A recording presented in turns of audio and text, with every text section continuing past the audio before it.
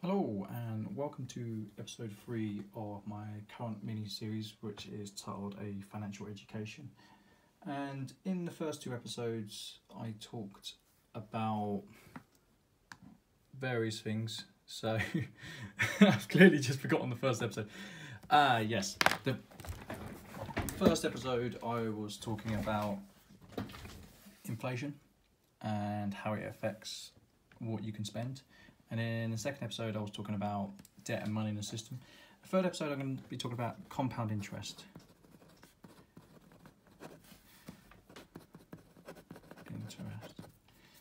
Now, I believe it was Albert Einstein who said that compound interest was one of the greatest gifts to man, or something akin to those words. Now, compound interest works pretty much opposite of inflation. Now, inflation, your spending power will go like this. So it will, and then it will go down. So this is spending power. And this is all connected, by the way. So if you connect the dots, you'll realise why the rich get rich and the poor get poorer. And I'll explain it. So compound interest. Now with compound interest, it's pretty simple. So if you got something that compounds at, I think it's 2%. I actually had the book in front of me, so I dug out some of my textbooks. So let's do this. So 10%. Now these are pretty optimistic. This book is over 10 years old, but it has a great example of why compound interest is important. So say you're compounding over 25 years at 10%. If you start on 100,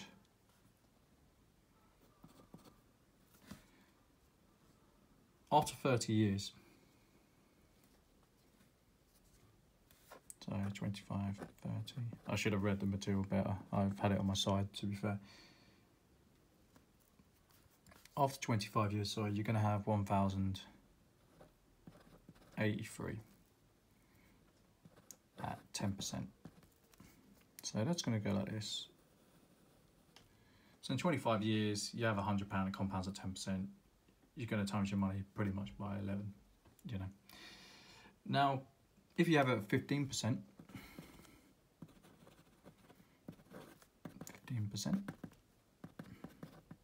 1,083. Let's move this over so you can. Okay. This is where it starts to get really interesting, really interesting. So, at 15%, instead of having 1,083 after 25 years, you will instead have 3,291. And 90, but let's forget that because that's got. So you're going to end up around here.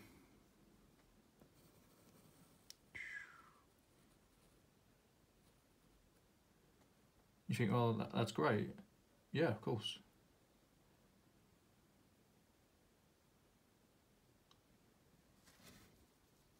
Now, what happens if you go over 25 years at 20%? And this is feasible for a small business. This is feasible. You're not going to get this by being a passive investor, by the way. And this, I'll go over why it's interlinked. Now, at 20% over 25 years, that £100 becomes 939 and change. So it goes like this.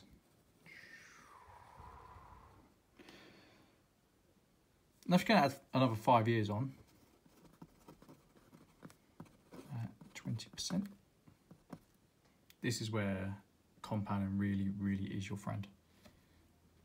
You'll have a whopping 23,737. Now, making 20% on your investment is very achievable for when you're an active investor. It really is. These will be your professional investors. The bigger you get, the harder it is though. So if you're starting from a small base, it's very easy to double your money and double your money again, double your money again, going into 3 years. the exponential growth will be at the start. The further along you go, the harder it will be to maintain the growth rates. So, for example, when I was taught about investing in companies, and I was taught by some very, very intellectual people, and also people who had run businesses and had been big bosses in industries from all sectors, they would say invest in small caps with strong management, because it will grow and grow and grow again. Like if you're buying into Coca-Cola, it's good for a divvy play, but the chances are, where is the growth going to come from? Now, they could be wrong, but I'm inclined to think that they're right. They're very intelligent people, and it's advice that I think is good. Now, there is space for all types of investment, so you shouldn't be focusing on one or the other. So yeah, 9,000, the scales are off, but it's this bit you'll be following. So 9,539, and then up to 23,737, 20%. Now you may be thinking, okay, that's interesting, Sean, but I don't have the time and to be constantly doing this. Well, the truth is, you've got to get busy living, get busy dying. You know, you're going to be living through these years, so why not prepare for it? I know it's difficult for most people to accept that in 20, 30 years you've got to be going the slow route. However, this is how it usually works for most people. Now, what's the connection? Why do the rich stay rich and the poor stay poor?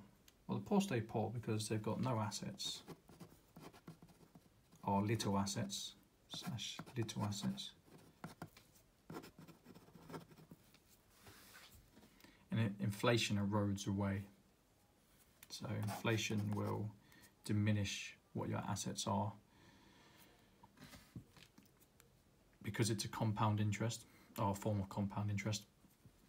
Each year your spending power gets less. It's a race, and this is why I'm a heavy believer in debt. A lot of people say, no, debt's wrong, it's uncommented, all debt is bad, or something along those lines. And I tried to explain to him, he didn't get back to me, but I was trying to explain to him that for some people, yes, it is, but to beat the system, you have to understand the system, and this is the system. So the system is inflation gets passed down to the bottom people, and the only way that you can go above and beyond that is if you use this system. And the way you can increase your margins, so your interest, is by borrowing on leverage, and you'll get higher returns. So you want to be here. That's where you want to be. You want to have exponential growth. And if you have exponential growth, you will beat inflation, and you will do it very well. Now, unfortunately, this is harder than it looks. So, for example, you cannot invest at 10%, 15%, 20%. Those times are long gone, and they're not coming back anytime soon. So what you have to do is you have to hustle. You will not get this in a passive investment, or you'll be very, very fortunate to get in a passive investment. You need to run a business, or you need to trade. You know, these are the type of things where you can get your growth and you can beat inflation. So if you run your business, you can take out either personal debt, or you can get incorporated as a limited company, or a partnership. And in that way, you can put it into its own legal entity. So that means you can take the money out on the business behalf. The business is actually defined as a person in itself, even though it can't be accountable for fraud, etc. That comes down to the people that run it. So compound interest is certainly your friend, and you need it to beat this. If you want to be poorer year on year, you will just do nothing. You won't invest your money, you'll keep cash. Now, gold is great because this tends to keep up with inflation. Silver as well, and there'll be times where it beats it, but it doesn't give you the compound effect. And that's one of the reasons that I buy and sell so much. You know, I want to have a big stack. I want to be known for someone who has a big stack, and then one day it will go parabolic. I don't know what the price will be, but it will happen because everything happens in cycles. I'm hoping it's before I'm 40. I'm hoping it's before I'm 30, but things remain to be seen. And when it goes parabolic, like I'll get a boost on what I earn. So if say I've got 100k in assets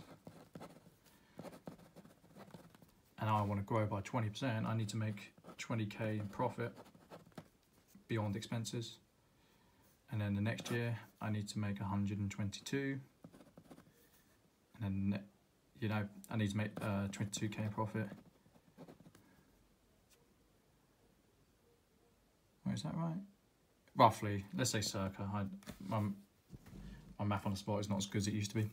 I used to sell bathrooms and kitchens, and I could work out tens of thousands of pounds in my head, and these days I'm just like, bleh, you know. So you certainly can. If you can't make 20k in profit after expenses on 100k in assets, then you have no business doing it, you know. But it's possible. Now you may be wondering, well, where do I get there? And that's where the debt comes into play. So I wouldn't have been able to get to a position, I'm not at this position yet, but I will be in a few years. I wouldn't have been able to get to that position without cheap debt, and that's the bottom line. You know, it's a necessary evil, and as long as you treat it with the respect that it deserves, and you don't abuse it, and you don't spend it on trivial things, then that's going to be perfectly fine. So if you don't want to be one of those people that gets left behind due to the eroding power of inflation, then unfortunately you either have to come from a position where you got assets and you have to grow that year on year on year, or you have to find a very, very skilled trader. I don't think these are going to happen. Like, some of the best in the business are not even putting these numbers up. So 20% a year over 25 years is monster. It is absolute monster. Most guys won't make that. Most professionals won't do it.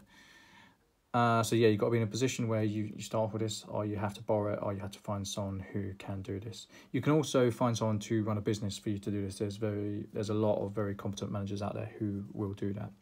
So yeah, that was today's episode. I hope you've enjoyed and it's made you understand a bit more about compound interest and why the poor get poor and the rich get rich.